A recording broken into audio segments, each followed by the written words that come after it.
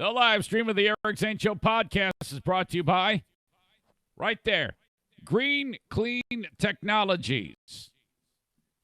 Zaniac Will at 989-560-7272. They clean critical environments, data centers, things like that, post-construction. You know, if you're worried about making sure that critical areas are clean, you can't just walk around with a can of duster and a bottle of Fantastic and some paper towels. There's some seriously invasive things you need to do to make sure that the client's tech center is clean.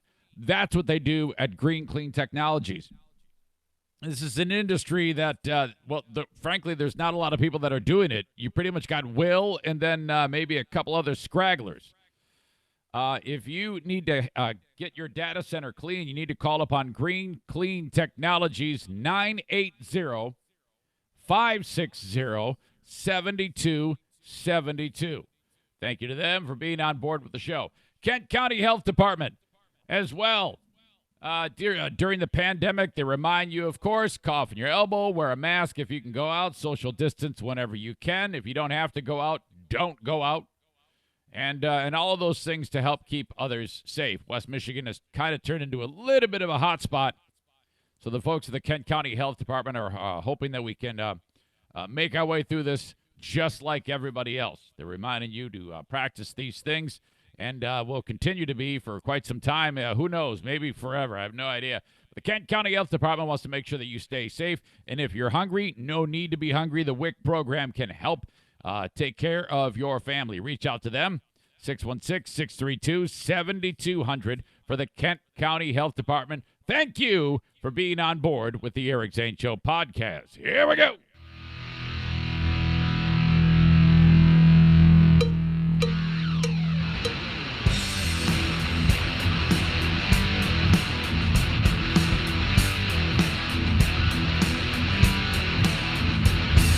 And now, here's a guy who has never won a congeniality award at any radio station, anywhere. I will fight you in the street. It's the Eric Zane Show podcast with your host, Eric Zane. Johnny, welcome to the Eric Zane Show podcast. This is a daily rant-filled show of mine, covering news, nonsense, and my personal adventures. Some filled with stupidity, and, you know. It's a beautiful day. Sun is up here in my neck of the woods. Saw the weatherman said snow is officially gone. We will not have snow anymore until, well, whenever it gets cold. Looking like the temp's going to be rising all this week. Next week, 70s. So I'm pretty stoked about that. Hope you are safe. Hope everything is going well in your neck of the woods. We have a lot of ground to cover on the show today, as we do each and every day. These shows keep getting bigger, longer, more content. I still feel like I'm still finding my voice and learning the finer points of doing this style of show. Frankly, if you go back 6 months, well, I don't even know if it's that short of a time. It might be longer. I don't dare do it. I've talked about this before. Going backwards is painful to me. Maybe a couple of days, but going way back to when I first started this show. Oh, I mean, it was bad. Trying to do this, and when you're all alone, after you've been used to being around people doing a show, it's a different playing field you're on then. And there's various things that you have to get used to. So thank you for sticking with that shittiness. To a lot of people, it's still shitty, but I guess I'm just a habit for you. So I'll take that. One of several places you can get the show. As I'm talking to you right now, I'm live on Facebook. If you're watching the visual element to it while I am doing it, Facebook brought to you by Irvine's Auto Repair, Grand Rapids Hybrid. That's where the lion's share of the people get the podcast when it's live. But, yeah, I'm on Twitter. That's the Blue Frost IT Twitter handle, at Eric Zane Show. On YouTube as well. A sponsor yet to be named. It is sponsored. I promise you it is sponsored. But this business decided to open up at a time that was, well, there's a pandemic going on. So it kind of messed everything up for them. All right, so there's that. And you can find me on YouTube. Just search Eric Zane Show. And Instagram as well, where I've gotten my idea around this concept of the trivia challenge coming up. I'm going to talk about that in just a second. But Instagram is a Mario Flores Lakeshore team of Van Dyke Mortgage Joint. Thank you to them for sponsoring. Okay, all these sponsors that are surrounding me, I don't know. Somehow, between the power of the individual audience and the sponsors, I don't have to sell cars. Thank you for that. And I talked about this recently. You don't want me out in the public. My disease-infested face, spitting all over people, getting them sick. Oh, God. You want me right here. I just had to clean off the computer monitor and the phone and the iPad the other day because when I talk, so much shit flies out of my face that it's like, oh, God, this is just gross. So it's kind of like a Petri dish in here. Better that I stay here. When it comes to the Instagram Instant Trivia Challenge, it started out as the Instagram Instant Interview. But, you know, this is much more elaborate and more fun and a little bit more pressure. So the idea will be I go live, you're watching, I click on your name and invite you, I see your face, whoever's watching sees your face, you're on the hot seat. You answer a trivia question, you get a prize. You don't, you're out. I hang up on you and I go to the next person. That's it. That's the game. That's the bit. It's mine. Verbal trademark. If you see Joe Blow radio show, steal that. It's mine. I came up with that. Remember, they're ripping me off. Instagram Instant Trivia Challenge. Eric Zane Show. I'll brand it. Eric Zane Show Podcast. Instagram Instant Trivia Challenge. If your business wants to sponsor that, you must contact me, Eric at ericzaneshow.com. You know, and being that this is a grassroots mom-and-pop operation here on the show, all it's going to cost you is the cost of the gift cards. That's right. Your business can be on it, and all you got to do is give me $10 for each time I play. So you're going to get top-notch promotion on the show with all of the reach. I'm right about to hit 1 million listens on the audio podcast. I'm averaging 50,000 minutes viewed on Facebook per week. Why wouldn't you want to do that? So if I say Chico's Bail Bonds brings you the Instagram Instant Trivia Challenge, Chico has to pay me for the gift cards. He just pays the gift cards. That's all he has to do. I'm not even making any damn money on this deal. Just pay for the gift cards. And then away we go. And then if you win, boom, you get the gift card. If nobody wins, we go to the next person until somebody wins the damn thing. If nobody wins, it rolls over. It's perfect. Think about it. Eric at ericzaneshow.com. Yes, I love the idea. I did it all by myself. Normally, it's an idea from you. I would be lying if I told you I came up with this shit on my own. But, I mean, let's be honest here. Most of the stuff that I talk about on the show is put forth by the support of you. This is truly built by the audience. Thank you, thank you, thank you. Yesterday, it was finish the podcast and then off with it's a real pain in the ass day for me. Tire rotation day. I am a huge supporter of winter tires. Here in Michigan, it's a game changer. Must have winter tires. I wish everybody else would have had winter tires because I had 2 other motorists smash into my daughter's cars this year. One guy said, "See you later, I don't have insurance." If they had winter tires, they might not have crashed into my kids' cars. So everybody's car is all torn to shit. Got to take them over to Riverbend Body Shop. And so I do that, but this is the time of the year when you got to get those damn things off and put the all seasons on. Anything above 40 degrees, those winter tires, they're softer. They wear faster. So you got to, so yesterday's the day. 315, one vehicle. Get another vehicle, bring it 4:15 the next vehicle, 5 p.m. the next vehicle, all over at Discount Tire, free plug, over on Canal in Granville. Great group over there, love those guys. And so that's it. Tire rotation day, big pain in the ass, but it must be done. Dropped off the first vehicle. I'm with Diana. We go into Walmart. I'll tell you this about Walmart.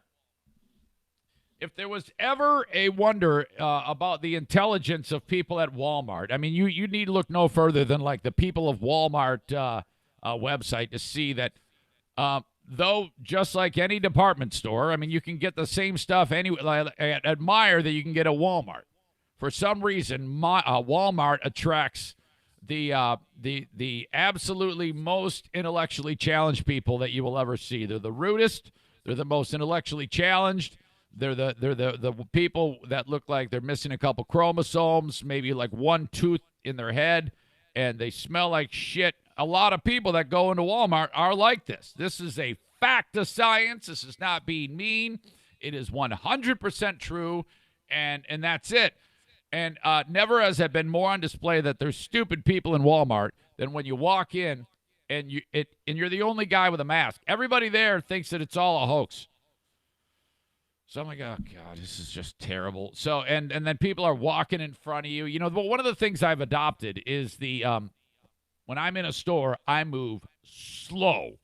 I am looking out for everyone else. I don't want to cut anybody off. I don't want me and my cart to go bursting out from an aisle into a main aisle and just have somebody who's on edge run into me and scream at me and sneeze on me and spit on me and throw a steak at me or whatever. More on that later on. There's actually a story about that. So I'm like super cautious. No one else is. It's constantly just walk right in front. Oh, God. It's just terribly rude. So I can't wait to get out of that shithole. And it's just my skin's crawling just walking in there because it's right by Discount Tire. Well, actually, I take it back. It's over on Kenowa. It's right around the corner. We're in there, get a couple of things. And Diana goes down the beer aisle. She goes, oh, boy, there's something we got to try, or something you have to try. Because, I don't really have a big palate of beer because, I'm a raging alcoholic. I have been since I realized that in June of 96. God, how many years is that? That'll be 96, 06. That'll be 24 years next month since I got drunk. Oh. Boy. Well, as time has passed, I did start to dabble in non-alcoholic beer, as you know. Busch NA is the one that I most frequently talk about. Now, this isn't great beer. And there are a few other different choices for non-alcoholic beer. But, for me, on this weight loss challenge with Diet Bet that we're doing, every bit of consumption on beer is caloric intake and carbohydrates. And the way we're trying to lose weight is cutting out the carbs. So, the friggin' Busch NA is like 13 carbs a can. And I'm only supposed to get like 34 grams of carbohydrate a day, so that's a big problem. So I can't drink beer anymore. What the hell can I do? I can't do anything. Just, I heard a big tip that there is this new beer by Budweiser. So we go down there and we find Budweiser Zero. Okay.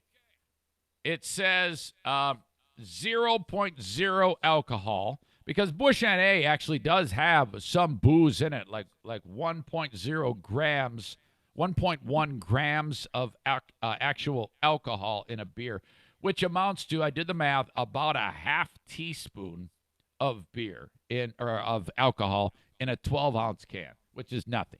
By the time you get done drinking it, it's left your system. It's that minuscule. Budweiser Zero, though, has 0.0 alcohol in it. Now, I don't care about that. It doesn't affect me in any way. I learned long ago that I don't drink Busch NA because of I want to get drunk. I just like to drink beer. I like the taste of it. Sounds crazy to a lot of you. You're like, oh, Jesus, seriously? You're drinking shitty beer just because you like the taste of shitty beer? I know. Judge me all you want on that. It's like, all right, let's go with this Budweiser Zero. She goes, well, because it says 0 sugars. And I go, oh, well, that means I can drink these literally all day, no problem. I go, but I bet you it sucks. I bet you this is a disaster. We get the Budweiser Zero, make our way through this toothless hodgepodge of animals without wearing masks that smell like dirty armpits and tooth decay and garbage, and meander our way through their rudeness and their ugliness and pay for our shit and leave. And we get into the parking lot. I go, crack it open. Open it up right now. Open up this 12-pack. Crack it open. And I take a drink of Budweiser Zero. So basically, this is a virtual unboxing and tasting of Budweiser Zero, which is sold as 0.0 alcohol, 0.0 sugar. Oh, they forgot one thing. 0 taste. Yeah, you ever open up one of those, my God, what are they called? You open them up and it's like a carbonated water. I forget what they're called. And you drink it, and it's like, what am I drinking? This is carbonated water is what this is. It makes Budweiser Zero makes Bush NA taste like a fucking Oberon. That much flavor difference, all right? It's just, oh my God, is this a dumpster fire. It's so bad. Oh boy, and just a scam too, because then on the outside, the first thing I did when we were in the aisle was I looked at the label and I put on my glasses and I'm reading, and there isn't nutrition information on the outside of the packaging, but there is on the individual can. So then I drink it, and then I read the can, and it's got the same carbohydrates as a fucking Bush NA. I mean, well, it says no sugars, but I'm guessing that Bush NA has the same thing. The only carbohydrate you get is from what they, the grains and stuff that they use to make it. And of course, there's no added sugar to it. There's no added fucking flavor either. Oh, it was such a shitty beer. Oh boy. I think my favorite right now is the Heineken in terms of flavor. The Heineken non-alcoholic beer is much more flavorful than anything. St. Pauli Girl, also good, but God, it gives me a bit of an aftertaste. So I'm quite limited on the non-alcoholic beer, but Budweiser Zero is the worst. It is so bad. Again, it makes Bush NA taste, I mean, like a high quality, high end beer, man. It's just that miserable. Now I'm stuck with 11 more of these shitty beer water things, and oh God, just terrible. On the open here for you, I have some show and tell that I want to talk about now. While I was getting Diana's car, Madison's car, and Jackie's car, getting the tires rotated,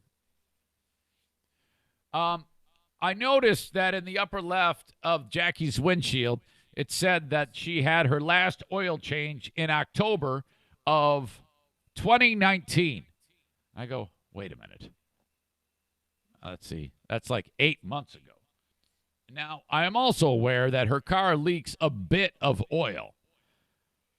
So in my head, I'm like, and I'll bet you that she hasn't checked the oil once in the car. Pop the hood, dipstick, look at it. And I know I've showed her how to do this, but I'm guessing she just went, yeah, okay, Dad, thanks, and then walked away. I was right, by the way. So I go, all right. So while I'm at Discount Tire, check the oil. Pull the dipstick out. And it's dry.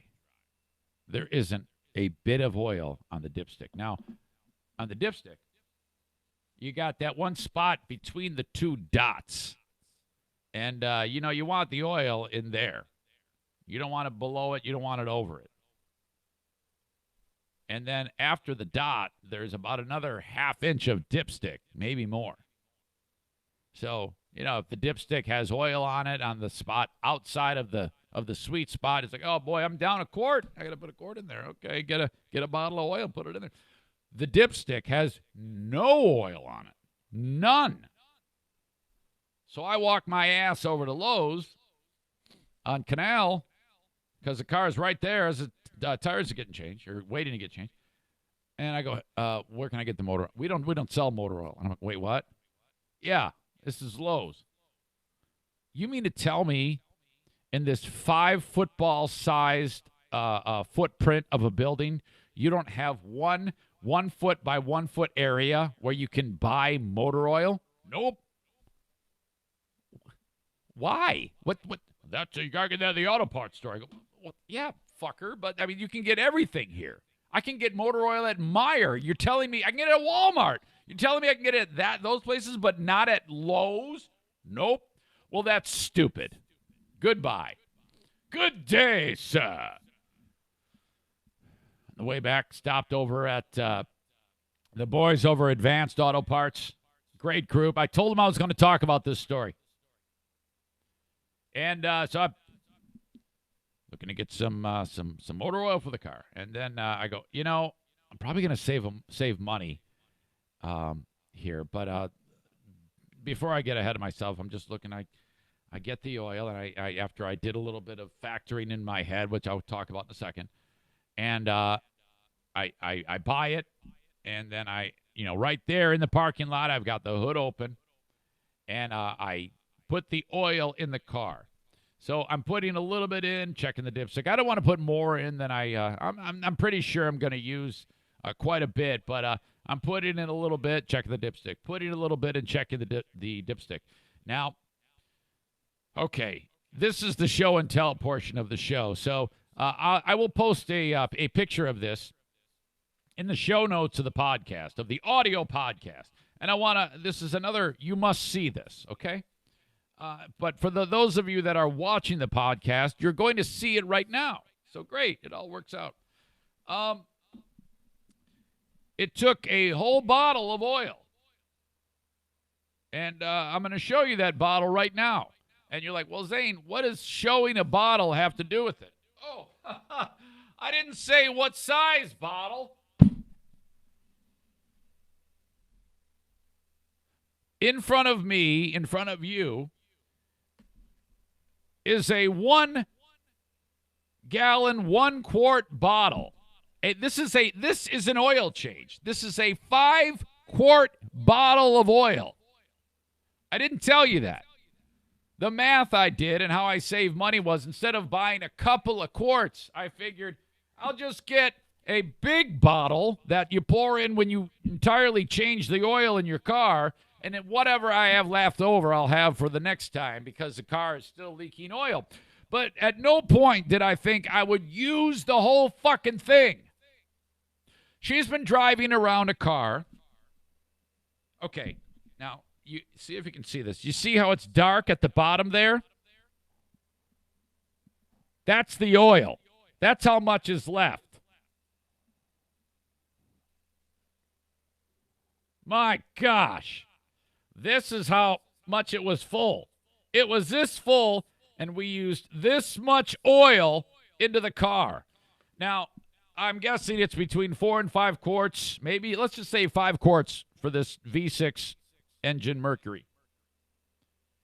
There is 1.5 quarts left in this. So this is a 5-quart bottle. So that vehicle took 2.5, 3.5, took 3.5 quarts. 3.5 quarts. She was driving a bomb. It was going to blow up on her. And so I was so shocked and with this that I went back inside to Advanced Auto Parts, and I go, guys, you got to see this. This has got to be some kind of record. And they go, what's up? Look at. And they were like mystified. They're like, oh my God, what? You've been driving that car around with like a drop of oil in it? I go, yeah, she has. I go, this is what happens when you have daughters. Okay? This is why dads shake their heads all the time. I swear to God, I've taught her to check the oil. Nope, she has not checked the oil once. And then you add that with not getting the oil changed, so it's just been drip, leaving the car with the oil leak. Had she gotten the oil change, it probably would have been down a quart or so, but she'd have gotten the oil change, so it's good to go. Oh, my God. This was a perfect storm of catastrophe. Could have blown up the motor on the car, and so the guy goes, oh, yeah, man. He goes, oh, boy, bad news for whoever you sell that car to one day. He goes, I'm pretty sure you took a little bit of life off that motor. And I go, yeah, I'm guessing you're right, man. So look at this. Have you ever seen anything so ridiculous? 3.5 quarts. This was a 5-quart jug. There's a quart and a half left. Holy shit. I will take a picture of this. Oh, my God. I called Jacqueline up. Honey, I got to have a talk with you. And she thinks, oh, no, Mom's dead. Dog got hit by a car. I go, no. Look, man, this is really important. It's going to cost you money if you don't start doing this. What? Just tell me. I go, well, first of all, you got to get your oil changed in a timely fashion. It doesn't cost you hardly any money. Just go to Irvine's. They'll change it for you. It's a piece of cake. And she's like, okay, yeah. I go, it's been 8 months. It's the oil. And I go, and you have a problem because your car leaks a bit of oil. And so if you would have changed the oil, you wouldn't have had this problem. But it's been leaking oil, slowly, but it still leaks. So you're down like 3.5 quarts. What does that mean? I go, well, it means everything. I go, I've taught you how to check the oil. And she goes, you have? I go, yes, I showed you this. You have to do this. You must commit to it. I'm sorry. Can you believe that? Down 3.5 quarts. Yikes. All right. Continuing the open. Long open today. You know what? I take it back. I'm going to come back around to a couple things. More things I have to talk about. A barber shop in, I forgot what part of Michigan. Over near the Flint, Shiawassee County, I think. This is the story that a lot of people talk about this because it was on national news. A barbershop guy is like, yeah, I should be able to open up my barbershop. I should be able to, you've been hearing about these stories. A lot of people that are pissed off. All right, so an update here on this guy who wants his barbershop open. He's been being supported by the Michigan militia. And they've been showing up, like, trying to protect this guy and putting lines around, like a barrier around the barbershops, trying to say, all right, if anybody tries to shut you down, we're going to fuck them up, and it's, this is another one of those stories. And there is quite an outcome to it. It really has turned. I cannot wait to play the audio account of this. And I also have some feedback that I have to read from Zaniac Brian, who's a dipshit. Oh, God, is this guy fucked up. Oh, just a real idiot. First of all, though, I want to do some math for you. Because I heard a stat. It was a University of Minnesota, I think, professor, who is convinced that his quote was, this pandemic, this virus is going to keep going until it can infect as many of us as possible. Now, his opinion is that no matter what we do, whether it's with the help of vaccines or if we don't have a vaccine, the only way that we can successfully fight COVID is through herd immunity. So that is the concept of, like in polio, people who were vaccinated from polio, over time, the population established a 70 to 80% bit of immunity to it, okay? And once that happens, if you have immunity and a person who has polio comes in contact with a person who has immunity, it ends there because the person who is immune to it won't then pass it on to someone else. That's what herd immunity is, essentially. Well, this guy said, this is ridiculous because the time frame that would be involved here for this to happen. This guy says he's doing worst case scenario, saying it's not going to be cured. It's not going to stop until there's herd immunity. Now, that might take some time. It might take a couple of years with vaccination. we don't even have a vaccination. So that's kind of putting the cart before the horse. But if there was to be herd immunity with no vaccination, I want to run a little math by you. There's 7 billion 500 million people on the planet today. 7 billion 500 million. All right. Herd immunity would be 70% of that. 70% of that is 5 billion 250 million people with it. And then right now, the death rate around the world is 5.8%. Like if you were to do the number of people infected and the number of dead, you would have 5.8% if you just do the math. So if what this guy says is the only way for this to happen, you would have to have infected 5 billion 250 million people and then 5.8% of them I already screwed this up. Damn it. I fat fingered it. Son of a bitch. 7 billion 500 million. I did this yesterday and it worked out. 7 billion 500 million. Herd immunity is 70%. That's 5 billion 250 million times 0.058. Okay? That's 5.8%. That would mean 304,500,000 people are going to die. Now, right now in the world, that number is obviously not even close to that. In the U.S., we're just over 80,000.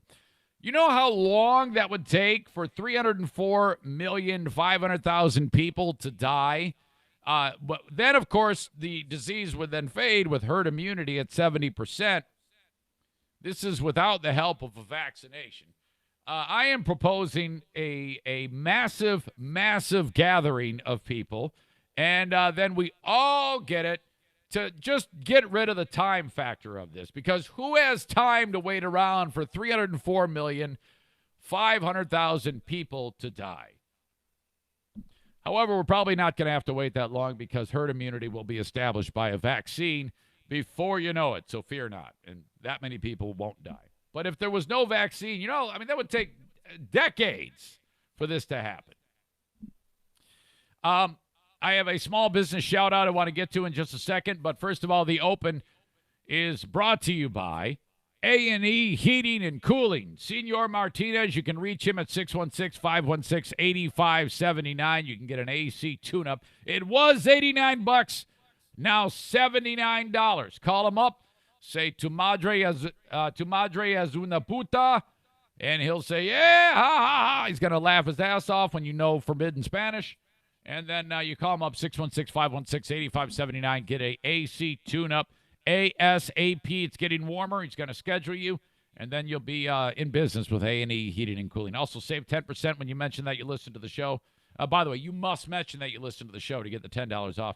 It's also going to save you 10% on any UV lights that he has installed, or iWave, all air purifiers, or immediate cleaning with A&E Heating and Cooling.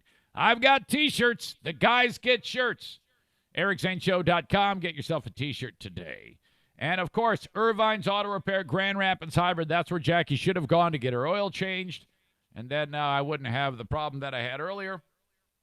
Call them 616-202-5538.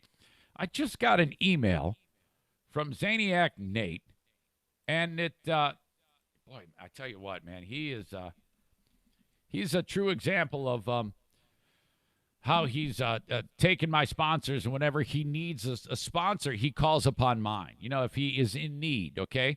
And he writes this: Eric, you really have the best sponsors, and I love using them. I just had Irvine's do some brake and tire work on my truck, and even though Spring Lake is a bit out of their pickup and delivery range, they arranged for a vehicle swap in Jenison. The work was done fast and very well priced, and best of all, they have to be some of the nicest people around. I will be using Irvine's in the future. All right, and then he adds, also, I talked to my douche flute sucking brother, he's a vapor, about the Zoom chat with Horizon Hydroponics Growers 101. He'd like to check that out. Send me an email for that, eric@ericzaneshow.com. Thank you, Nate. That's how they roll over at Irvine's Auto Repair Grand Rapids Hybrid. So if you need any service, they can do the pickup for you. 616-202-5538. All right.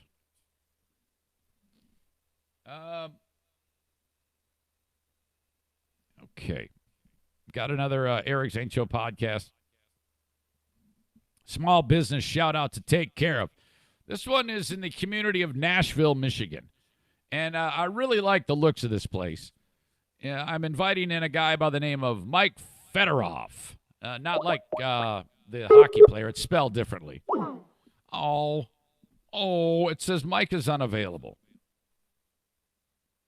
Hold on a second. I don't know if this is going to work. Oh, shit. Let me try that one more time, and then I've got another number. Screeching to a halt.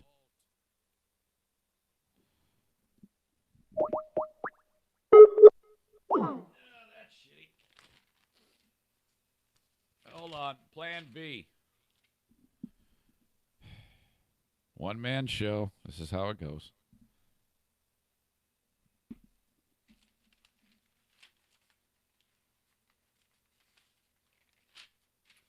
Pain in the ass. I don't even know if this is his number. It might be like my mom. Hold on a second here.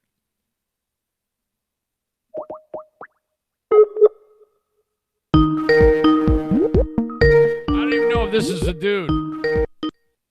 Hello. This is Mike. This is Mike. Oh, my God. How are you, Mike? It's Eric Zane. Good. How you doing, Eric? You know how you gave me this number to call you? Yes, sir. Well, I wrote it down, and then I called the wrong number, of course. Oh, of course, yeah. I actually called the shop. Oh, no, hey, that's fine.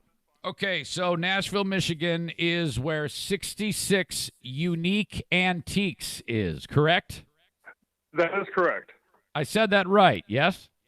Yes, you did, yep. All right. I went to the website, and your place looks awesome. I was hey, thank you very much. Oh my gosh. And as I'm really starting to get into this because I got this old trailer up north, which is an antique. It's a 1956 mobile home.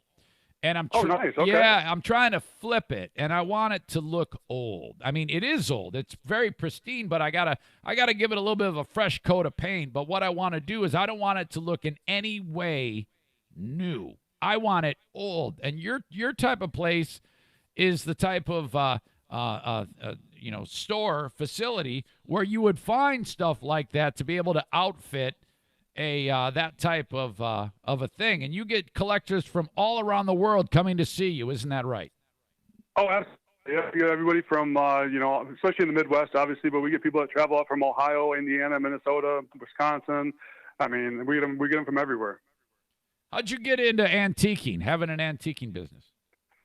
Well, like I said, about 10, 12 years ago, me and my brother would go to auctions a lot. And so we would get stuff, and then we found out that we could actually sell them for more than what we were paying for them. So we started that. And we kind of just hit up a couple of antique shops and kind of seeing how they were doing their thing. And we kind of took that and went forward with it. Me and my wife quit our jobs on a whim and had no savings. We just kind of went full bore into this business and put everything into it, and we've been going for 7 years now, really well. So at which point did it get to a level where you were like, okay, we've been grinding really hard, the business is starting to take hold, we're starting to get some traction? How long did it take before you start to feel like, okay, I think we're going to make it? Honestly, to this day, I still don't excuse me. To this day, I still don't feel like that. Oh, I think we have. I think we have, and I know, based off the feedback we get from our customers and our vendors, I think we've gotten to that point. But just in our minds, nothing's ever good enough. So we're always trying to, make sure, I think it takes a while for you to see it, as because we're in the grind so much that it's always hard for us to kind of sit back and see it. But now that we've been in this kind of quarantine for a couple months and we've only been open for curbside, it kind of gave us a chance to kind of start seeing that, hey, we are doing pretty well, and it's kind of be able to sit back and look at how good we've done. And now it's kind of just still wanting to do more, but, kind of actually can sit back and smell the roses for a second. How do you do curbside with antiques? Do people say, "Hey, man, give me a 100-year-old sewing machine. I'll meet you at the curb"? well, excuse me again. Sorry. That's all right. No, we have a really great following on Facebook, and so we go on, we post a bunch of pictures, and then we pretty much sit at the shop and answer any kind of questions people have with sizes and measurements, prices. And then we meet them outside, curbside. They come pick it up. They kind of can take a look at the item and buy it from there. So, I mean, like I said, we have a really good following online. We have a really good set of, loyal customers and vendors that really help us get to that point where we can do curbside and it can be successful. I see a video on your Facebook that says, "Update, local police stopped in." What's the story behind that, Mike? Well, we actually had, we were trying to do curbside. Once the governor put the orders down that non-essential shops can do curbside shopping, we were able to, we started it up, and our local police chief was not, I think like a lot of people in Michigan right now, they weren't too sure on the orders of what's legal and what's not legal. And so they kind of they shut us down for a while, for a day, and then we are, me and my wife, we're fighters is the best way to describe it. So we were pretty much on the phone with attorneys. We actually called the local county prosecutor. We were pretty much, we wanted to be open. I mean, we're off for long enough. I think we're ready to get back to work. And so we were fighting pretty much tooth and nail to get going. And finally, after a couple of days of talking with the Barry County prosecutor and a couple of attorneys, we finally got the okay to, actually do curbside, which was legal the whole time, but like I said, I think just this whole thing kind of was quite confusing for everybody. So I kind of like how you've adapted. So people see stuff that they like, that they're interested in, and then away they go. But boy, I think one of the things that strikes me is how young you are. You and your wife. I mean, to be running an antique shop like this is absolutely great. Yeah. Like I said, I started when I was 28. So I mean, we started opening the store when I was 28. But it's something I've always been into. I've always been a collector of some sort. I was always a big sports card collector when I was younger, and it kind of just turned into something like that, where I seen it was collecting stuff, and then I found out I could resell it and make money off it. And what's better to get into it when you're really young? I think we add a younger version to an antique store. I mean, where we do more stuff online, and we're more up with, what, kids are into. So we have a YouTube channel that when we go to auctions, or we're actually going on a house pick today. We actually record it and put it on our YouTube channel as well. Okay. So I think we kind of can reach a younger audience and hopefully get younger people into antiques as well. So I mean, I've had a lot of businesses on since we started doing this little thing during the podcast, but I really am. I can't wait to come see you, man, because it just seems like It's right up my alley. It's stuff I really like, and I like the way your store looks. The website's great. And the fact that you got all the social media so people can look at it, Twitter, Facebook, YouTube. And the website, if I'm understanding, is 66 Unique Antiques, and then I say .weebly.com? That is correct. Yep, that is correct. All right. I'll link that up in the comments of this podcast, and then hopefully people will remember you. The idea here is just to get the name out there, that you exist, and that if they're into antiques, this is kind of a fun way to do it. Is there in the Nashville area? That's quite a small community. Are you right in like a downtown area? I mean, what's the setting? Yeah, we're actually right on Main Street in Nashville. It's actually on M66, so we're right on the main highway as well. So I mean, we're located right downtown. It's real hard to miss us, but like I said, we're right in Main Street, right in Nashville. Oh, okay, great. So you got a little shopping district, small town America. Go through, get some antiques, maybe something to eat, pick up a hooker, and you're good to go. I don't know about the last part, but the first two parts, absolutely. Yeah, all right. It says 2 floors, 9,000 square feet of antiques. That is a lot, man. I cannot wait to go in. Hey, how old does it have to be an antique? Honestly, the way we look at it, I mean, because we do antiques, collectibles, and oddities. I mean, to fill a 9,000 square foot store with just antiques is never is not easy to do. So when you open it up to collectibles as well, collectible can be anything. I mean, we have people that collect porcelain dolls, or people that collect Coca-Cola stuff. You have people. So I mean, once you open it up to that point, you really can, make it so people are not just coming in, because antiques sometimes has a bad rap to it. Everybody thinks it's just this old, decrepit item, and it's really not. I mean, so you want to make sure we try to give everybody everything. So I mean, when you have a family that comes in and the wife is into antiques, but the husband's into collectibles, and the kids are into comics, and the daughter's into Barbies, we want to make sure we have everything for everybody. So we make sure we, tailor it to everybody. We're definitely an antique store, but we want to make sure we also do, a little bit of the collectibles. We do a little bit of homemade candles are there. We have locally sourced honey and syrup. I mean, we want to make sure we support as many people as we can by that as well. Your place, 66 Unique Antiques, strikes me as the type of place that I just to walk through it is like an entertainment thing to me. I so love this, man. I'm really intrigued by your business. It looks great. Yeah, it's really cool, man. Like I said, we have a lot of great stuff in there. We have over 75 vendors in the store that help us fill it as well.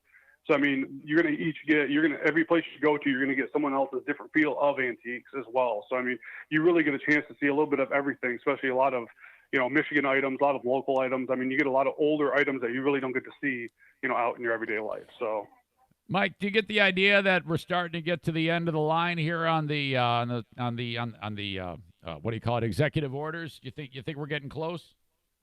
I really hope so. I mean, I really think there's a lot of shops. I mean, I know a lot of local business owners and small business owners that it's hitting really hard with. Yeah. And I think everybody's to the point now, at least, people I talk to, I think everybody's to the point where I think we can operate under these, weird times safely. And I think that's what everybody wants, an opportunity to do. I think us, as much as anybody, we just want to be able to, make a living.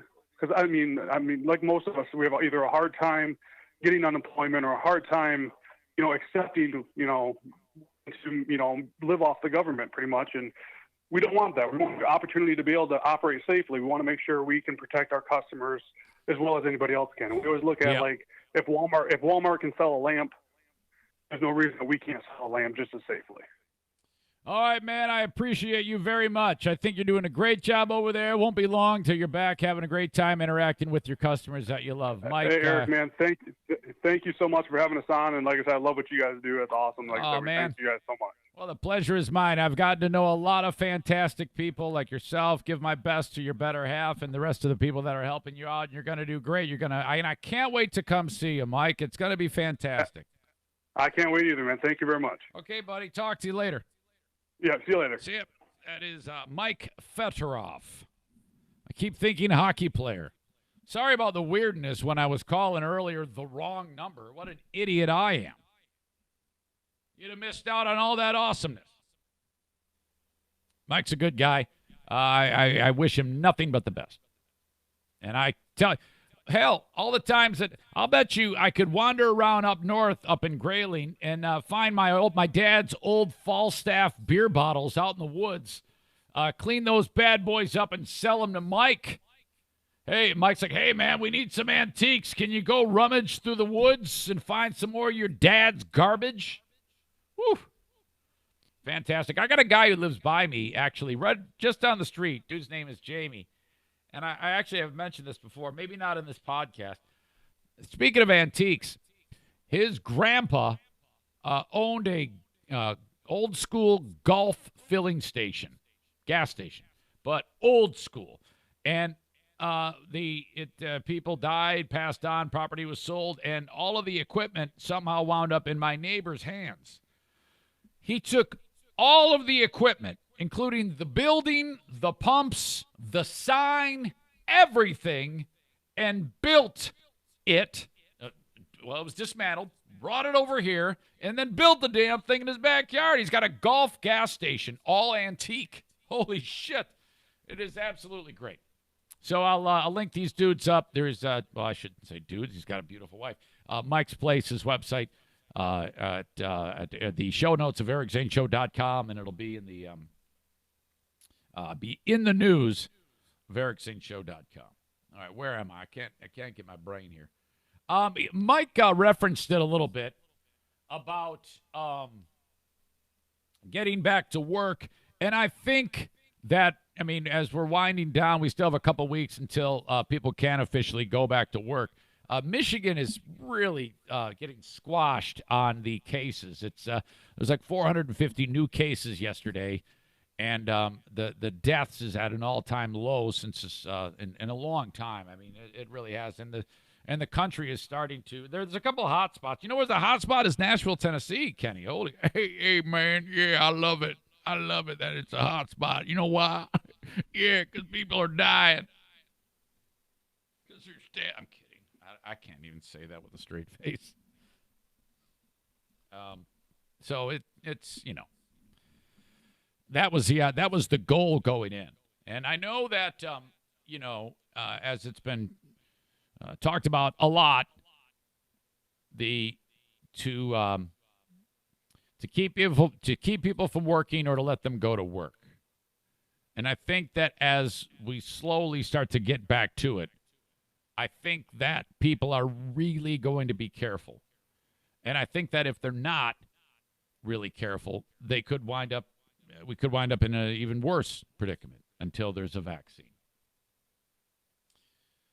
So that being said, you got a lot of businesses that are like, look, man, we get it, and we're going to practice social distancing. And one of the stories in particular is this one barbershop. And this fella says, screw it, I'm going back to work, and ain't a damn thing you can do about it. Well, then the police came and said, no, man, you got to shut it down. And he's like, fuck no, I'm not shutting it down. And he went and he got a court order, and a judge said, no, he doesn't have to shut down. So here you go, and this is the story behind that, and this is the one where the Michigan militia were there, trying to protect the guy's place, saying nobody's going to shut this guy down. So this barbershop has been like the focal point for small business, and this is the story behind that. Battle over a mid-Michigan barbershop rages on tonight. A 77-year-old barber in the small town of Owasso continues to operate, defying the governor's executive orders. Today, the barber got a big win. A judge ruled in his favor, allowing him to stay open after the attorney general tried to shut him down. Alicia Bergio from our Flint affiliate spoke with the barber and his lawyer today. The courts are going to be deciding these things. Are these executive orders legal or not? It's our position they are not. David Coleman. Now listen, just for context here. I've covered many times how I feel about this. But at the same time, if this guy fights it and wins, well, good on him. If he fights it and wins, whatever. I understand. And I also am of the opinion that I see both sides of this to some degree. As long as people aren't stupid about it. And I'm pretty sure this guy gets it. Yes, he's cutting hair, he's touching people, but people do understand what they have to do to keep people safe. So I do agree with it. Essentially, I'm softening what I've said before. But the reason why I'm softening it is because I think people get it. And it's worked. What has been implemented before earlier in this state has been effective. Michigan, for the longest time, was number 3 in the country with a bullet. And now it's 7th or 8th in terms of infections. And deaths are down. And it has worked. So there is method to the madness. And there is a lot of people that are pissed off. But at the end of the day, less people died because of what was implemented in this state. Sure, there's going to be people pissed off. Sure, there's going to be people fighting it, and some people will win, like the barber. But just so that we're clear here, there's no rule book on how this works, and no one has any idea, really. So everything that was done by the governor was done to try to keep people safe. It wasn't done trying to break one off. It wasn't done trying to be a dictator, and all you people with your on either side are saying these things. But at the end of the day, it was done to keep you alive, and it's messy as hell. And if she is in the business of saying, oh, well, all right, I guess that business can open, well, then what that does is it opens up a Pandora's box for her, and all of her time is then spent dealing with this scenario and I don't want the governor dealing with individual businesses. That's why she did it. That's why she's opening it up slowly. That's why there's people getting their toes stepped on. That's why there's businesses getting crushed right now. Understood. You're right. That's true. That's happening. But at the same time, it's all done for a bigger reason. It's not being done for the reasons that a lot of people are saying, oh, like John and Jennison, who is just a twat when it comes to this discussion, is like, oh, it's because she's power hungry. It's like, you guys are crazy. It has nothing to do with that. It has to do with erring on the side of caution. So that again, is my stance on this. I do see both sides, and I'm happy for this guy, and I'm sure he will practice social distancing and do it right. As long as people aren't idiots about it and more of the public responds appropriately and doesn't treat this as like it's nothing, I think we'll be okay in the long run. Okay, where are we? Carl Mankey's attorney saying in a Monday press conference that his law firm will back Mankey all the way up to the Supreme Court if they have to. Certain businesses are favored, they can open. Other businesses are unfavored, they stay shut.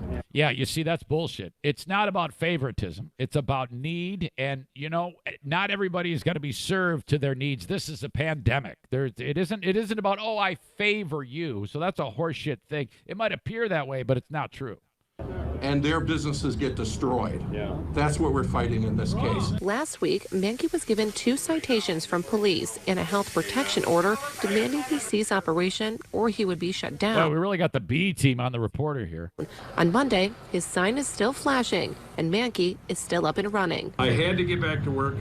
I feel that it's my right to work. An emotional Mankey overwhelmed by the crowd. I cannot believe. I love the Mossy Oak I love the Mossy Oak Army in front of me. The support that I've got. People even driving from out of state. Whitmer's like, I'm glad I don't have to see the Don't Tread on Me flags today because they're all over at Dude's Barbershop. Hell, man, for the unkept beards on those guys, Mankey would work for the next 3 years. To get a trim. I came out here from Norman, Oklahoma, and I came out here to support this fine gentleman. I think it's fantastic. What a thing to fight for. This hillbilly travels all the way from Norman, Oklahoma for this shit. Fuck that. I'm really glad to see everyone here. Those who oppose his decision, including the governor, feel his barbershop being open is putting people at risk. But I expect people to follow the law. These executive orders are not a suggestion. This isn't going to help. This comment is not going to help any of the people like John who say that she's power hungry because she says this, and out of context, it sure sounds like it. But I expect people to follow the law. These executive orders are not a suggestion. They're not optional. They're not helpful hints. This is an order to prevent the spread of COVID-19. Despite the backlash, cool story, I'm going to horrible stay bitch. until Jesus comes. You stay in there till Jesus comes. All right. the Attorney General's office Big pop. did send us a statement saying even though the judge denied the request to shut Mankey's business down, they are trying to request a hearing on the matter as soon as possible. Yeah, if I'm the governor, I just let it go. Don't let everybody forget about it. Guy won. Yeah, just keep your mouth shut. Don't worry about it. We're getting through this damn thing. Man, life is going to change so much until we're all protected entirely. I don't think I'll ever feel comfortable. Well, I say that now. Who knows? Maybe in a year I'll feel differently. But going out without a mask to me just seems so foreign. And I had a friend that I was able to talk to yesterday face to face, and even that was just screwed up. So, it is what it is. Day by day is how I take it. I'm glad that guy got his business open. I'm not going to be a stubborn butt about this. He won. The court said it. All right, he did it fair and square, and if someone shuts him down again, hopefully it won't get ugly. But I give him credit for sticking to it, and I'm sure, honestly, I am not worried at all that a guy like that giving haircuts is going to cause any trouble or have any problem. As long as he follows the steps that I'm sure will do, whatever, great. I'm glad he's back in business. All right. I got some feedback from Zaniac Brian, who I blistered in I blistered on yesterday's show because I put the Twitter poll out. If there was a vaccine available today, would you get it? And stubborn dumbass Brian is like, oh, hell no, man. The flu vaccine isn't perfect. This one's not going to be perfect. I'm not going to get it because I'm a stubborn idiot. He writes, hey, Zane. Well, first of all, subject line, you and I. Let's go. Hey, Zane. I hardly ever look at Twitter. And then yesterday I had a few extra moments, so I commented on your poll about the COVID vaccine. I didn't vote on it. I just commented. Why didn't you vote on it, stupid? And then you call me out on your show. You don't want any of this, Zane. I'll beat you down, you little pipsqueak. Well, that's true. By the way, 4 pounds down. Here's why I don't want a vaccine, at least not in the near future. Too many unknowns. I'm not an anti-vaxxer by any means. Yes, you are. I got all my shots, and I made sure my son, John, I don't know why I said John, whom you've met, and thanks again for that, got his. But a new vaccine developed in just a matter of a few short months is too risky. Dude, do you know anything about science? Do you think they're just sitting there putting it in a Coke bottle and shaking it up and saying, here, inject this? Come on. There's not enough time to process all the data with potential side effects. How do you know? And where I live, this virus isn't a problem. I think where you live is indicative of your mental capacity. 9 cases as of today in my county. That's because they don't test in your county. Surrounding counties are also minimal. Hang on. Excuse me. I won't be injecting any vaccine into me until I can be assured the risk is negligible. Dude, they're not going to let it out of the box unless the risk is negligible. I'd hope you'd be safe too, Zane, but you probably won't because you are a dumbass. There have been 46,756 reported cases of COVID-19 here in Michigan, out of a population of over 10 million. That means the odds of catching this are less than 0.5%, and we are being told the numbers of new cases is dropping. Again, it's different where I live, not as densely populated as where you are. So if you think I should put an untested vaccine in me, then you are out of your effing mind. So go beat off with the rest of your elitist cosmopolitan sophisticates. What? And I will go on living my life and enjoying your podcast. Take care and give my best to your dad and your family. Signed, Brian. P.S. I'm way behind on your shows after being out of work for almost a month. Hope to get caught up soon. Love you, man. Signed, Brian. I responded with a ha ha ha ha ha, LOL, LOL, LOL. And then I wrote, I'm reading your email today. Make sure you listen. Thank you, Brian, for being part of the show. You're a dumbass. As always, I expect to hear from you. Eric at ericzaneshow.com. I had somebody reach out to me and said, I don't know what's happening, but your ability to be frank and honest and open and to the point in a timely fashion is incredibly entertaining. And I'm like, well, okay, thank you. I appreciate that. And then he compared me to a radio show, and he said, I don't know what it is, but every time it feels like the show is dancing around shit and not really saying anything. And I was like, what? And he says, yeah, it's like way too many people, too many words, not enough actual points being made on anything. And I'm like, oh, okay. I'm not even going to tell you what part of the country he lives in or what he listens to. I don't keep that above board. But I'm like, oh, well, I appreciate your assessment. I'll take that all damn day. All right. Meathead's virtual meetup is all set, okay? If you did not see an invite in your email, that means I missed you. I can still get you in. The only thing is you must be on Patreon. If you are on Patreon, and I do cross-reference it, sorry, it's for them. All you have to do is send me an email, Eric at ericzaneshow.com, subject line, Meathead's virtual meetup, Meathead virtual meetup, meetup virtual. It doesn't matter. And then I will send you an invite to the Zoom. So you're going to be seeing Dad. I'm going to be moderating. It's Wednesday night at 6 p.m. If you did not get an invite yesterday, first of all, check your email. If you didn't get an invite yesterday, that means I missed you. And even if I missed you, if you're just hearing about this for the first time and you are on Patreon, you can be part of this. There's about 30 of you right now. Eric at ericzaneshow.com. Let me know, and I'll get you in on it. All right. I teamed up with Horizon Hydroponics for Growers 101. That's also going to be on Zoom next week. I've got one, maybe two people that have questions for the pros from Horizon Hydroponics about growing indoors. One's not growing any cannabis. The other one, I know that's all he does is grow cannabis or wants to grow cannabis.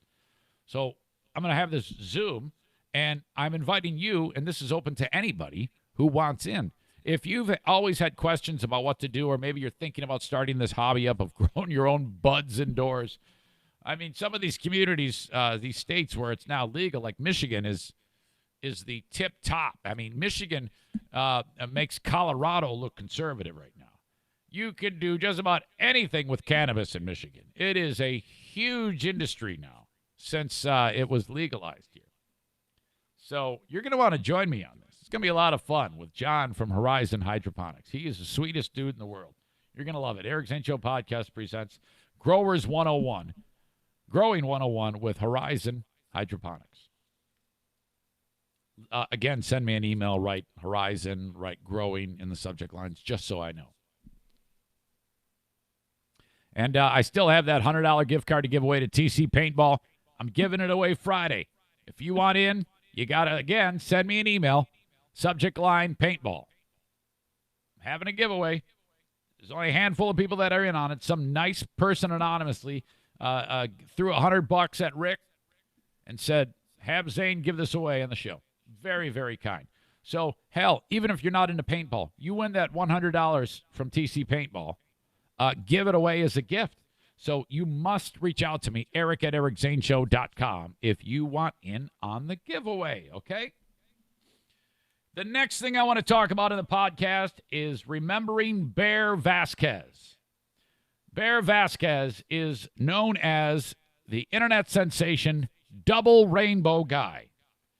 And Bear Vasquez is involved in my opinion, the a radio moment that so many things came together at once that I think that in all of my years with my old pals with the guys on Free Beer and Hot Wings show is the most memorable thing that we ever did. There was two things that stand out, and number two is the running with the Bulls. But the thing that the most creatively where things came together in an astounding way was this moment right here. With a bullet, not even close, and I'm going to give you the behind-the-scenes story of how it all came together, and it was amazing. One of my fondest memories on that show was this moment that I'm going to tell you about. Boy, was it sensational. First off, though, the Mario Flores Lakeshore team of Van Dyke Mortgage wants to get you in a mortgage. You can call Mario right now, 231-332-6505. He's been working during the pandemic, and he'll continue to do that. Whether it's your first mortgage, maybe you're just getting a refi, get a little money, push you through to the other side if you're not working, whatever it is. He has all of the answers. Yeah, go ahead. Call on a couple other mortgage companies, interview them, and they might even talk trash about Mario. I have no idea. But do spend a little time getting to know Mario. And I'll bet you're going to go, that's my guy. He's awesome. Him and his team will go the extra mile working hard for you to get you in the right mortgage. Okay? How about bankruptcy? How about divorce? How about you spend all your damn money and your credit's in the dumper? It happens. Call Mario, okay? If you can pay rent, you can pay a mortgage. And if you can't get approved, he's going to say, you look like shit, and here's what you got to do to look better. And I can fix that. He can get anybody in. 231-332-6505. Do it. Blue Frost IT is the managed IT service provider for the show. 616-200-8550. They take care of my tech when I get in the weeds. They priced out this hot rod computer that I have that makes this show work. They did all of this stuff. And I can't afford an IT department, but And you might not be able to, too, with a small and medium-sized business. But you can afford a business like Blue Frost IT. Now you can. That means you don't have to pay your staff for insurance or anything like that. You're just paying them to keep your stuff running in tip-top order. IT is so important in the business world. You got to have somebody on call. Blue Frost IT can do that, 616-200-8550. If your employees are working from home and their laptop or their desktop goes in the shitter, what are you going to do? You know, call on Blue Frost IT. They can help you during the pandemic with a 50% savings on their hourly rate. It was a certain price. Now it's cut in half for the pandemic because, hell, you know, you're not making as much money these days. So they can help you at a reduced rate for an hourly quick fix rate. Thank you, Blue Frost. It was very, very, very kind of you. And last but certainly not least this time around, Amy Porter at A&D Cleaning. She wants to clean your home. She wants to give you an estimate. Call her 616-550-3644. At least just call her because as the dust settles in the pandemic, she will be getting back to work and cleaning homes. So, you know, she has to get back to that, and she has to know who she's working with. So if the house needs a good spring cleaning, man, forget it. You go out and do something on your own and have Amy and her crew clean it for you in West Michigan. 616-550-3644. Thank you to Amy Porter from A&D Cleaning for being part of my podcast. All right, let's look back. No idea the year. All I know is that it was some time ago. I was sitting there with on the Freeburg and Hot Wings show, and we got word that there was a video that we had to see of some dude sounded kind of like a hippie that is, not hippie, a hippie at in what is the park? Is it Yosemite? Yeah, it is Yosemite National Park, which I've never been to, but I heard it's just fantastic. A guy looked out his back window and saw a rainbow, and then it turned into a double rainbow, and he was so joyful in describing it that everybody fell in love with Paul Vasquez, or Bear Vasquez. Bear passed away. It was just announced yesterday. This is that moment that it was, seriously, put the internet on its ear. The joy in this video, he would just go outside and shoot these nature videos and post them. And so this is the double rainbow moment from Bear. Whoa, that's a full rainbow all the way. Double rainbow. Oh my God. It's a double rainbow all the way. Whoa, that's so intense. Whoa, man. Wow. Whoa. Whoa. Whoa! Oh my God! Oh my God! Oh my God! Woo! Oh my! Wow! Woo! Yeah! Oh my! Oh my! Oh my God! Look at that! It's starting to even look like a triple rainbow. Oh my God, it's full on double rainbow all the way across the sky. Oh my God. Man. Oh my God.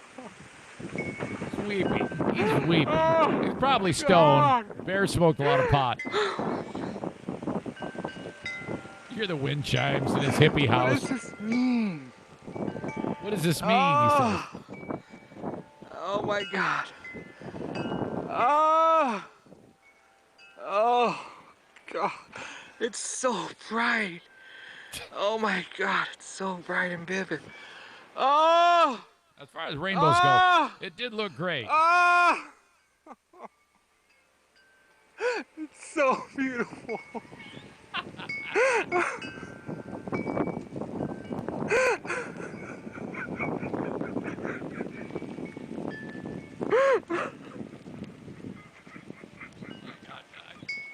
Yeah, he's so emotional about this. This is crazy. He's like sobbing.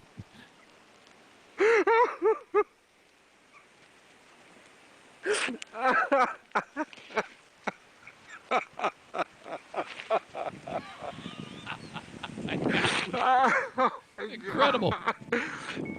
I remember playing this on the air, and we were kind of like making fun of him. Oh my God. All right. God, that's a double. All right, I love. I'll post that. So, how it went on my end, on our end, was at about that same time that video was getting hot, and that's been viewed like 50 million times rather quickly. It was just on fire. I mean, a lot was happening at that point. Now, so in Michigan, where they're doing the show at about that same time, Joe used to do stunts. And let me just say, it's no surprise that my two favorite moments on this show involved Joe. Out of all the people on that show, myself included, I have always thought that Joe was the most talented. And when I say that, I mean like all the guy, he could do just about anything, and it would make me laugh. All right. He would let me rephrase that. He had the quickest ability to entertain me. When he was either something bad was happening to him or he was actually doing a stunt trying to be funny, I always found that to be the most fun on the show. I would laugh hysterically. And that is the one thing that stands out as always like, oh God, it's always a moment involving Joe. So you take him and a properly executed, well thought out bit, and it turned into bigger than life. And the last couple of years that I was on the show, it seemed like we stopped doing that. And I don't know why. I mean, shows change all the time. Because I think we tried to recapture that, but I don't think we ever really got it.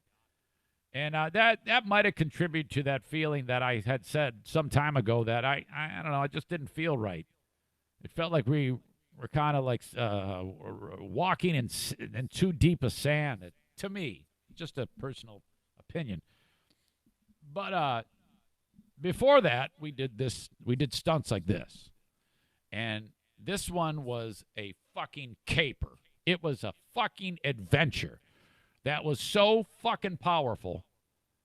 I look back on it so damn fondly, as this to me was the pinnacle, the heyday of that show, where the idea where we would take a bit and then run out the ground ball and make it really, really smoke, where we did so much with this bit that it would command so much attention that it was unavoidable, that people who didn't even know who we were like banging on our door saying, how did you do this? Oh my God, you're the guys that did this. And this is what happened. First of all, Lindsay Lohan was in the news because, I don't know, she did some stupid shit and she was going to go get arraigned. And so, at a L.A. courthouse. So, we decided that Joe was going to do a stunt where he was going to go in a van that we were going to get, and we were going to decorate the van. So this all happened on the air, very grassroots. It was like, all right, we need a van so that Joe can get to, and I might be fucking up some of these details, but in my mind, this is how it goes. I can't remember half the shit I did yesterday, so bear with me. If you really want the real story when I'm done with this, go to them. They probably know it better. They're a little more clear thinkers than I am. But we get this fucking piece of shit van. It runs okay, but I don't know if I would be willing to drive it across the United States. And we had it decorated with a screaming eagle, and it said Lindsay Lohan Freedom Machine or something like that. And so it was all, I mean, it looked fantastic. And we had, like, a local guy gave us the vehicle, a dealer or something. The local painter painted the vehicle. So now you've got a story arc. And then every day it would get updated when Joe would get in the vehicle, and he was with a guy who would shoot video by the name of Greg Bishop, I believe, was in on it. I think. Pretty sure Bishop. And he used to work at the Springfield, Illinois radio station called QLZ. So Joe has to drive, pick this fucker up, and the idea is to drive to the courthouse and hopefully get on TV when Lindsay Lohan is arraigned. Or when she turns herself in or something like that. Well, at about that same time, Bear Vasquez, the guy who died and is in the news right now, and that's why I'm bringing the story up, that story was kind of bubbling under. So we made an effort to try to get Bear on the show, and I'm pretty sure we did actually speak with Bear, and he was he was great, and we got a kick out of him, and we hit it off, and so that was it. And so then we said to Joe, because I think we found out, and this is where it gets foggy with me, that Bear. No, we wanted Joe to go and interact with Bear, so we arranged it that Joe would drive the fucking van all the way to Yosemite to see Bear. And so the whole day-to-day adventure of Joe on the phone driving across the United States in the shitty van with Screaming Eagle on the side to go pick up the internet sensation who's only been a thing for a week or two. And Joe's driving there in this caper. And fucking in order to get to, he lived on a mountain. In order to get there, Joe had to jump through hoops, and it was like really a fucking nightmare to get this guy. But he managed to do it, and he gets this guy in the van. And what stands out the most is Joe describing this gentleman's body odor. And he said it was so sustained and unavoidable that if you were driving in the van, now he has to drive all the way from Yosemite all the way through California to Los Angeles. And the reason why Bear is with him is because Bear needs a ride to Los Angeles because Kimmel is going to have him on his fucking show. So Joe's driving Bear to drop him off at Kimmel's so that he can be on his show. Oh, my God. It was a combination of the movie Midnight Run and, Cannonball Run and all these things wound together. And there was a radio element to it. We're talking to Joe, and Joe's talking about Bear, and we're talking to Bear in the car, and the car smells like body odor. And there's Joe and Bishop. And Bishop's got his high socks and his conspiracy theories. I think he weighed like 500 pounds at that time. So between Bear and Bishop, the vehicle's listing heavily. Bishop lost a ton of weight. I think he does like Ironman triathlons now. Either that or he's dead. And then there's Joe. And then there's no air conditioning on this van, so it's terrible. It smells so bad. And then Joe finally gets this dude drops him off at Kimmel's. And then Joe is like, the smell won't leave. This is terrible. And then the next day is the Lowen thing. So then Joe goes to a hotel. And the next day we are off the air on Free Beer and Hot Wings. And because of the time change. And so it is what we're doing is any interaction that we have with Joe, we're recording it for the next day. So, it's about lunchtime, and we're watching Fox News because all the news is there at the courthouse. And the idea was let's see if we can get Joe on camera. Joe is wearing a bright pink shirt. He has a sign that says Free Lindsay. And he's looking for cameras. Before he gets out of the vehicle, though, they have a static camera from Fox News from the courthouse doors facing towards the road where all these people are. And it was a really slow news day, so it was remarkable that there was, we didn't expect there to be the crowd that there was there, but there was a lot of people there.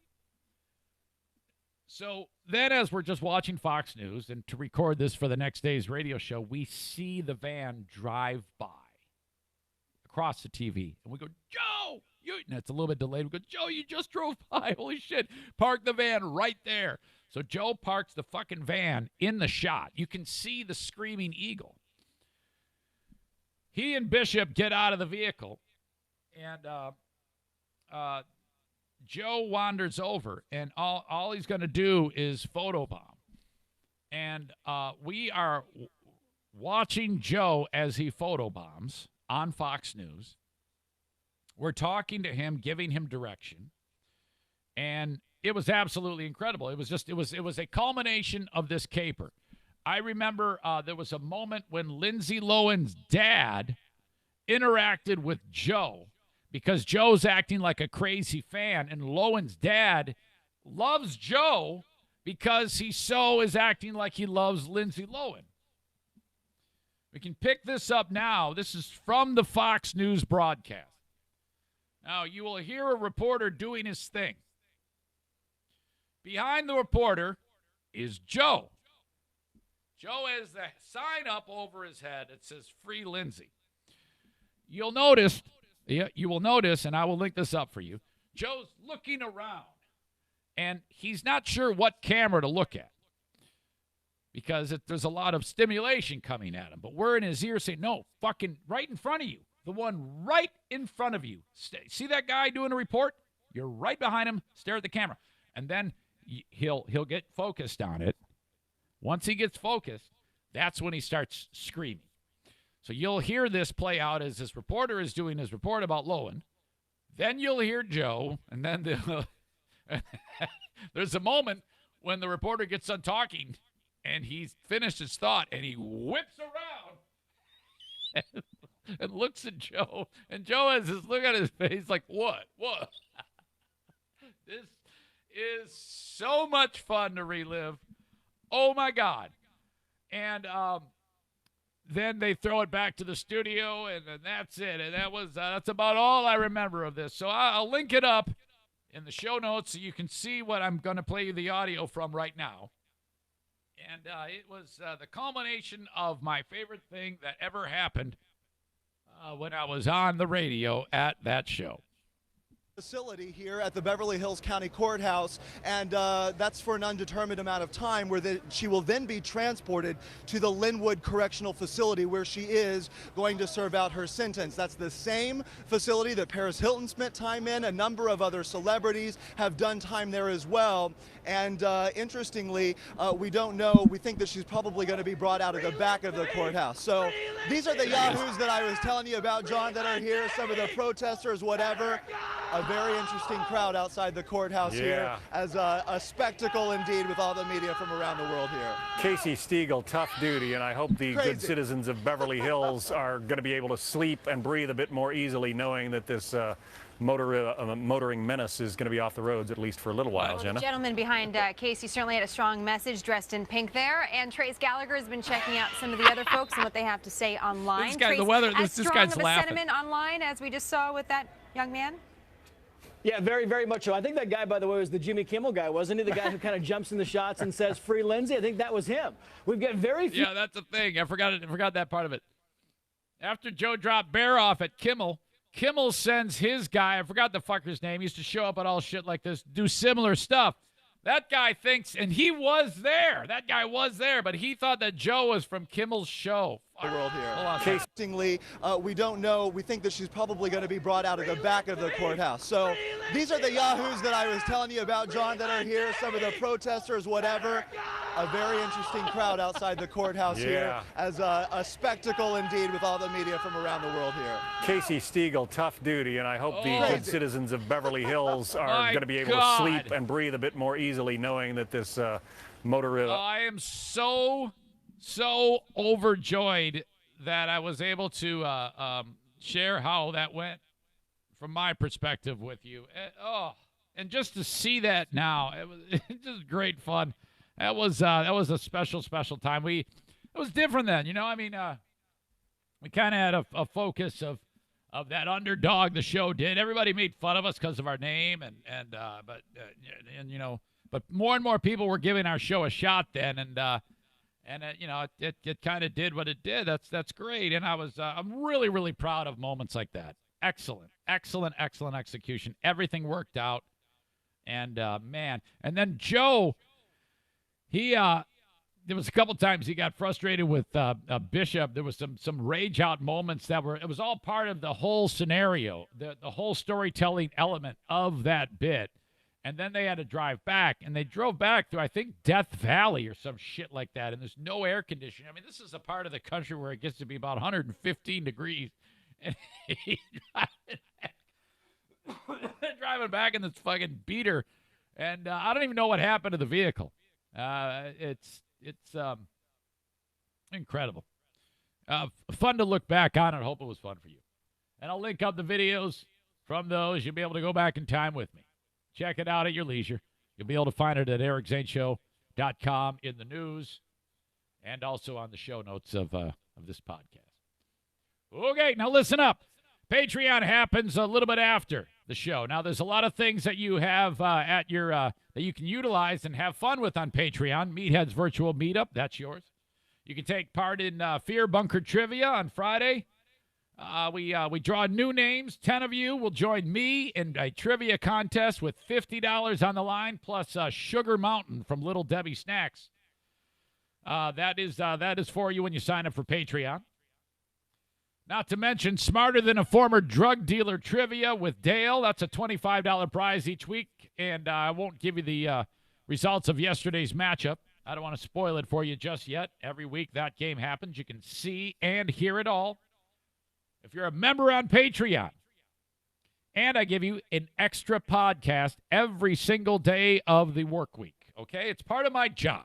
Give you more podcasting and finish this one up, come up with more things to talk about, and then away we go. So if you like this podcast and you want to hear like the rest of the day, you got to sign up on Patreon. And when you do that, you put food on the table, you keep the lights on. The very first backbone of the Eric Zane Show podcast were the Patreon members. So if you've been on in the past and had to let that membership lapse, might be a good time for you to sign up. If you sign up for $10 a month, I'm going to buy you a T-shirt. Otherwise, it's $5 a month. You get all of the audio. And a number of those other things as well are open for you. So if you would, think about it. Prayerfully consider it, is what they say at Catholic Services Appeal here in West Michigan. But prayerfully consider signing up on Patreon. You'd make my day. I love seeing that little congratulations. So-and-so just signed up on Patreon. $5 or $10 a month. Thank you. Sarah Honda Granville is going to sell you a car at your door. This is how they're doing it. I love talking about these businesses that have been able to adapt and still be able to move the meter. If you're looking at a Honda at sarahhondagranville.com, what you do is you call up Brad at 616-667-4517. He's going, Sarah Honda. He's all haggard and tired. Sarah Honda, Brad, Eric Zane told me to call you. Oh, no. What is it? Well, I'm looking at this new Accord. I'm really considering it. What do you think? All right, I'll drive it to your house. Brad drives it to your house, and then you test drive that thing, okay? You drive it around for a half an hour. He puts the magnet plate on it, drive it all over hell and high water. He didn't care. Take it back home. Call Brad up. Yeah. All right, come get the car. I'll give you my decision tomorrow. Okay. Brad comes get the car. Takes it back. Next day, you call him up and say, all right, I want it. What do we got to do? Come on down. Now, you're not going to go inside. I mean, come on. They're practicing social distancing there. They've got you in an outdoor setting, appropriate distance between you. They put like the paperwork in a cart and they push it towards you. And they say, sign your name. I'm making that part up. I don't know if that's true, but that might be a good idea. Anyway, you get the damn car. It's all taken care of.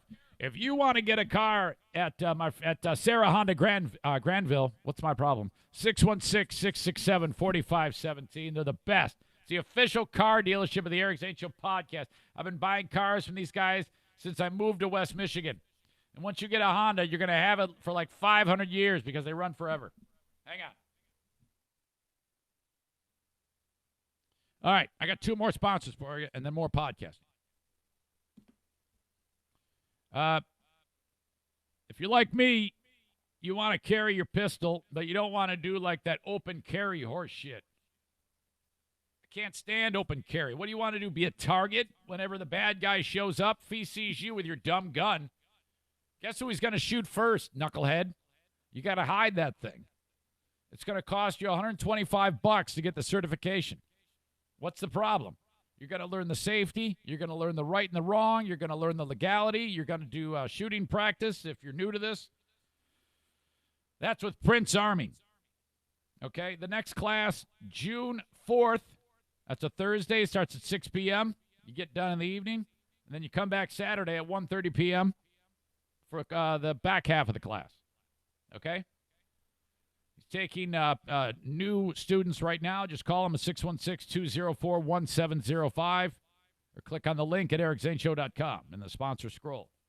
So what you have there, even if you don't even own a gun, you can still take the class because you're going to get the certificate that says you took it, you passed it. He's certified by the appropriate people to make sure that you can get your license. And then you take that piece of paper to whatever county you live in. You give the county $110. They fingerprint you. You give them the certificate. They say, all right, a couple months. They're going to do a thorough background check on you. Before you know it, your picture shows up on a card. And then you can carry that thing around. Hide it. Hide your pistol, dummy. Prince Arming, 616-204-1705. This is the week that I engage my friends over at Riverbend Body Shop. Every female that has a car in this household is the shit torn out of their car. It's time to get them fixed. Get your sled fixed at Riverbend Body Shop. You don't have to go there either. Just take a few pictures of the damage and text it to them at 616-319-4830. Include the VIN number. That's all you need. They'll send you an estimate. Got any questions how this works? Call them at 616-453-7795. They're online at riverbendbodyshop.com. They're on Lake Michigan Drive, just east of Wilson in Grand Rapids, Michigan. They're the best. I've worked with them for about as long as I've worked with, Sarah Honda. Because, you see, I bought a Honda from Sarah Honda. At that time, it was known as Rivertown Honda. And then, like, a week later, I hit a guardrail or something. And then I took it over to Riverbend, and they fixed it. And they've been fixing our cars all the time since. So call on them. They're the best. Long-time sponsor. That's it for sponsors. Now, that wasn't so hard, huh? That's how we do the podcast. The free podcast is fueled by I can't do it. I'm not going to do it for free, for God's sake. I'm not going to sit here and bang my head against the wall. I got to have sponsors. I had one pain-in-the-ass dickhead named Chris. Chris Pruitt is his name. He's a real pain in the ass. Pruitt reached out to me and said, it's just too many sponsors. I can't list them. It's like, you stupid shit. I give you 2 hours of podcasting every day and 8 minutes of sponsors. The average radio show in an hour gives you 21 minutes of advertising, you dumb dick. You don't believe me? Run a stopwatch on it. Actually, it's 39 and a half to 40. Okay, it's 20 and a half minutes of advertising, non-content. That includes traffic, all that other bullshit, the sports report, whatever, all the sponsorships, the pre-recorded ads. That's not even included the live ads where they're trying to sell you something that is like, a snake oil. I mean, come on. What I give you is a freaking bargain. It kind of sucks sometimes, but what the fuck? Some of you like it. All right, where are we here? We're sitting on a strong hour 40. Not bad, not bad. Covered a lot of ground today, but I want to get to this story. So, first of all, there's a lot of people thinking that baseball is going to get back after it. And baseball is like, we got a plan. Ownership has a plan. And the plan is we're going to start playing baseball, an 80-game schedule. We're going to start in early July. We're going to have it in one central location and no fans. And this is what we're going to do. Now, that means that baseball makes a lot less money. 40 to 50% of the revenue is fans going to the games. So that's out.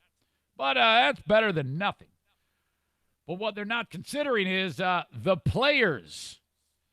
The players, I don't know if I would want to be out. I don't know if I would want to be affiliated in a setup right now where you're exposed to the virus. There is still a virus. So, a lot of people, there was one baseball player, I forgot who it was, he said, I think baseball has completely blown past the most important thing, and that is, I don't know if I want to jeopardize myself or my family, the health of myself or my family, just for this. So, boldly, I am going to say that this year there will be no sports that will be played. Probably wrong, But I don't think there's going to be a baseball season, and I don't think there's going to be a football season. Because at the end of the day, it takes a lot to put a football team and a football game on, and that requires a lot of work together. And the one thing I know you can't social distance from, and that is men slamming into each other. Baseball players doing what they do on a daily basis. How are you going to play baseball and football if you have to social distance? You can't. And all it's going to take is one athlete to get sick, and then the whole team's wiped out. NASCAR is supposed to get back after it. No fans and limited crew. If they do it, they should do it where the driver has to stop and then get out and change his own tires and put his own gas in. Now that might be fun. I would watch that once. I don't know how the MMA thing did it. There was an MMA fight over the weekend where there's 8 people watching and the guys beating the shit out of each other. All right, but this story it's kind of related to sports. Barstool Sports is just a juggernaut. What started out as a sports blog, this dude Dave Portnoy came out with it, him and his bro friends, and it's turned into just a huge deal, mega money maker. I mean, it's truly the epitome of online content in the digital age. What starts out with just people writing about sports quickly became more with people doing videos and things like that, and then podcasting, and that's great. I love the idea of the business plan, but you had a guy who will say whatever the fuck he wants, Portnoy, and give him a whole shit ton of money, and that's a recipe for entertainment. Because Portnoy, he's got a hard-on for Roger Goodell, the guy who runs the NFL. And every time you turn around, Portnoy has been getting thrown out of NFL events for years. I think it was some deal with the Super Bowl or something like that. I think this article covers this. Let's see. Over the years, a lot has happened with Portnoy. 2 separate incidents in which the Barstool Sports founder was arrested for confronting Roger Goodell indirectly. According to this article, that awful announcing chronicled about this entity and this dude, in 2015, Portnoy was among a group of Barstool fans that were arrested for protesting the suspension of then Patriots quarterback Tom Brady outside of NFL headquarters in New York. You want to talk about stunts like the Lowen stunt? This is the shit that gets you a name. Going out and doing this crazy shit, and now look at this. How many years later, 5 years later, this guy's rich as shit, and everybody in the world talks about him. That's because he went out on a limb. He thought out of the box. I hate to use that cliche term, but he did fucked up shit that everybody remembered. And that's the game. That's the one thing I know about this whole business. If you get them to remember you, whether good or bad, you're going to make money on it, and you're going to be popular, and he did it. Good on him. So he does this stupid shit, gets arrested, and there you go. And so the NFL bans him. That's great for publicity. They ban him from NFL events. So he decides he's going to go and show up to one of the Super Bowls. Super Bowl LII. I don't know what that means. Does that mean 52? I think it might. The Super Bowl 52 media event. And later removed from his seats at the game. He was in his seats at the game in Atlanta, and they took him away in handcuffs in that moment. That just adds fuel to the fire. So, all right, so that all happened. Well, what this rich fucker now did was, during the NFL draft weekend, the league held an auction, raising money for COVID-19 relief. Now, I bet they didn't see this coming, but they put up for auction at an opening bid of like $50 was I think it was $50. It was super inexpensive, but it ended up getting way out of hand. An opening bid of $50. Yeah, unbelievable. They had up for auction. Watch Monday Night Football at Roger Goodell's house with Roger Goodell. So Portnoy starts to bid on it. And the NFL people are like, oh, fuck. Shit. Somebody bid on it right away. Outbid them. No matter what happens, outbid them. And they keep like outbidding. And it's a timed auction. It's a silent online auction. And so Portnoy keeps bidding, and it gets bigger. Now, he has all the money in the world. Multi-millionaire, Portnoy. He outbids whoever he was trying to outbid him. No doubt that had to be a person affiliated with the NFL to keep Portnoy from Goodell, and he won the auction. He takes the notification from the NFL. It says, you just won auction number 313-6325. Please update your payment information. And Portnoy tweets out, you're fucking right, I won it, and tweets at Goodell. Goodell better not fuck me. See you soon, commish. Holy shit. Now, think about this. This is incredible. What does Goodell do? If he cancels out on it, he's fucked. If he engages Portnoy, he's fucked. This is so great, man. How awesome is this?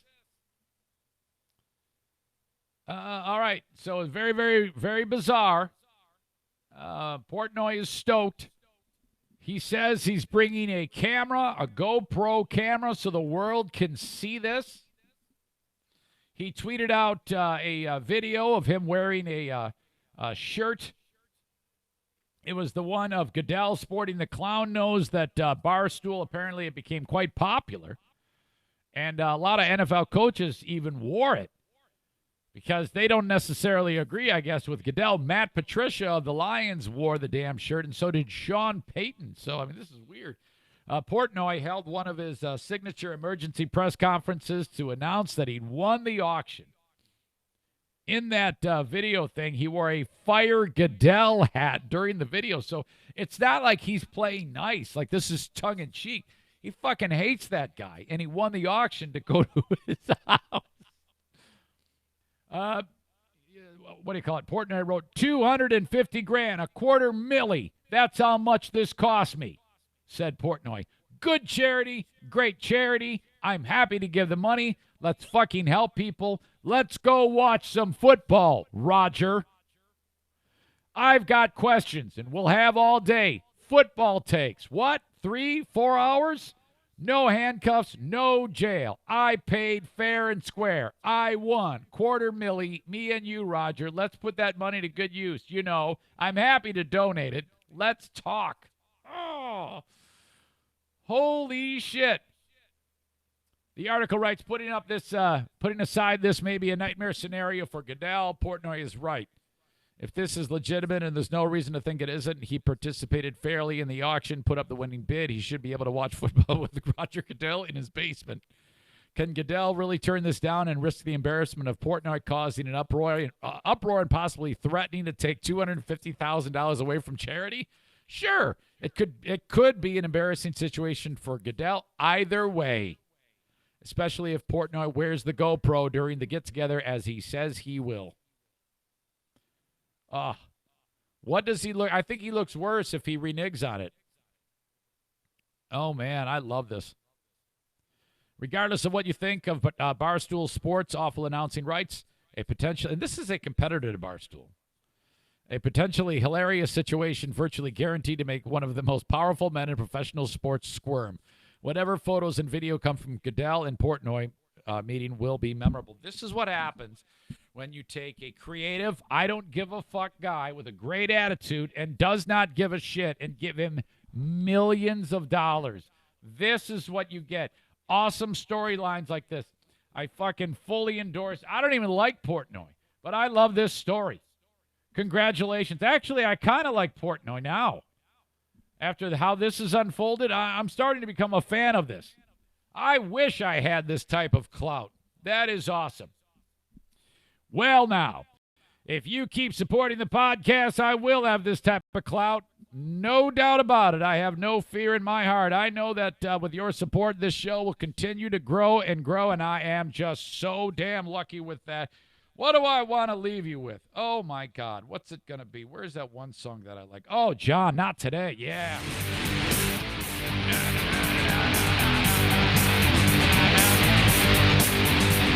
Rest in peace, Bear Vasquez.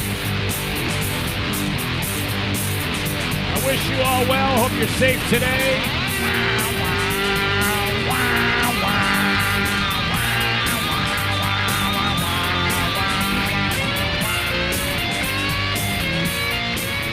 I got more podcasting on the Patreon. If you would, I'll talk to you there.